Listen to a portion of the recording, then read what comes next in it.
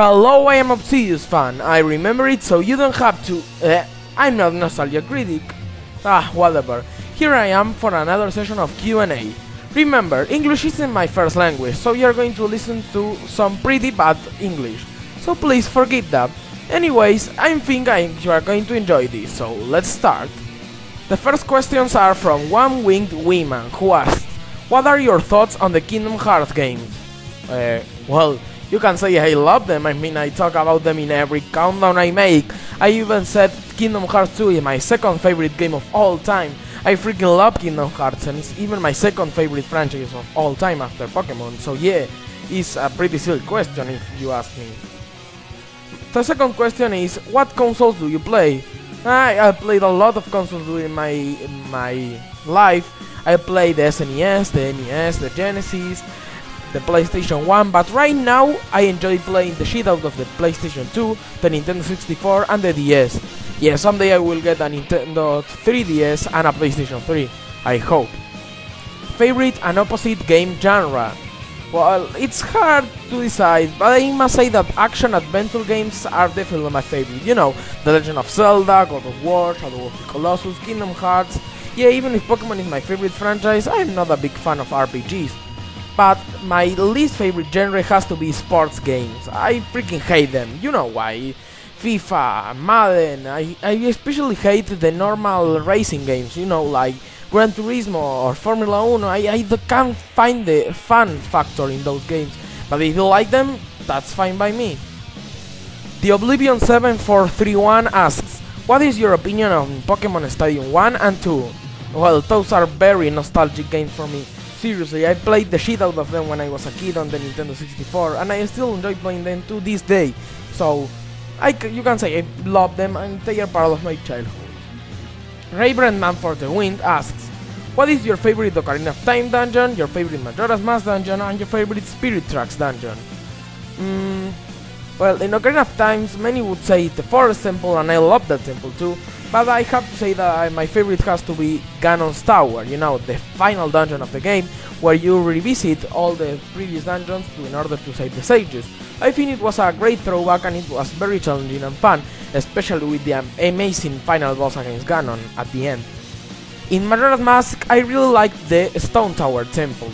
You know, the switching the floor, the music, the challenge, the incredible boss fight against Twin Mold. It was a very enjoyable temple. And it may seem generic, but in Spirit Tracks I really like the Sand Temple. The new item that allows you to transform the sand into whatever you want was a very original and fresh new item, and I enjoy using them for different and entertaining puzzles. And the battle against Skeldritch was simply amazing. When are you going to make a top 6 Cobra member from Metal Gear Solid 3? Soon. I have that on my plans. I'm not going to do it right now, but it's on the list, so be patient and I'm going to give it to you someday. The third question from Ravenman is, Ocarina of Time or Majora's Mask? I already said in my top 10 favorite games, I can't decide, they are both too awesome and too different to choose just one. Have you played Star Wars Knights of the Old Republic? I love Star Wars, but I'm not a big fan of MMOs, so I haven't played it, but it looks awesome nonetheless. Stelio78910 asks, if you could give any company a crossover fighting game, what would that game be? Well, that's a very clever question. Well, there are a lot of characters I would like to see in Super Smash Bros., but let's forget about that. There are a lot of good ideas I can see, especially games like Square Enix vs Capcom, Konami vs Capcom, or even, imagine this, a Square Enix Dissidia, you know, instead of a Dissidia game with only Final Fantasy characters, you can also fight between Kingdom Hearts characters, Dragon Quest characters, Chrono Trigger characters, and heck, if you want you can throw Hitman and Tomb Raider in there. I think it will be a very interesting fighting game idea. Laser Kirby 14 asks, what's your favorite anti-hero in gaming? There's Jimmy Hopkins from Wily, there's Meta Knight, but I think my favorite has to be Axel from Kingdom Hearts, who is also one of my favorite video game characters ever. He did all kinds of bad things in order to meet Roxas again. It was a very good character in Kingdom Hearts 3 5 days over 2 days and Kingdom Hearts 2. MS Reshiram asks, Reshiram or Zekrom? Well, I love Reshiram, but Zekrom is the Pokemon for me. I really had a hard time deciding between the original Black and White, but I decided that Zekrom was just too awesome to ignore it, so I had to train one. Anyways, when I got White 2, I got to train a Reshiram, so that's fine and dandy by me. What's your favorite move? Well, it may not be too useful, but it's so powerful and flashy and epic that I couldn't resist. My favorite move is Flare Bullet. If you have a Darmanitan, an Arcanine, or an Infernape, this move will destroy your opponents, especially on Pokemon that have very high attack stat.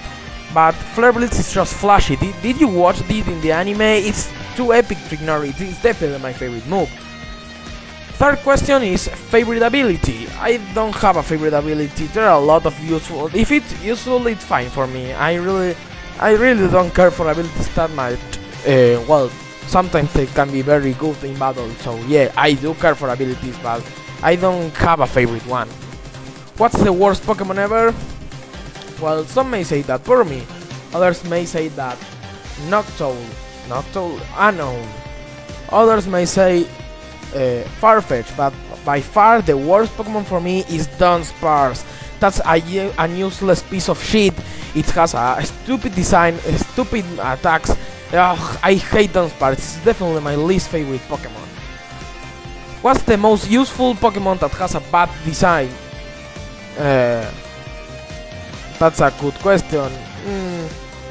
Clang is a very good Pokemon and has a bad design. Mach is an excellent Pokemon, it has a bad design. So yeah, that's maybe I will think about it and answer it later, but I can only think of those right now.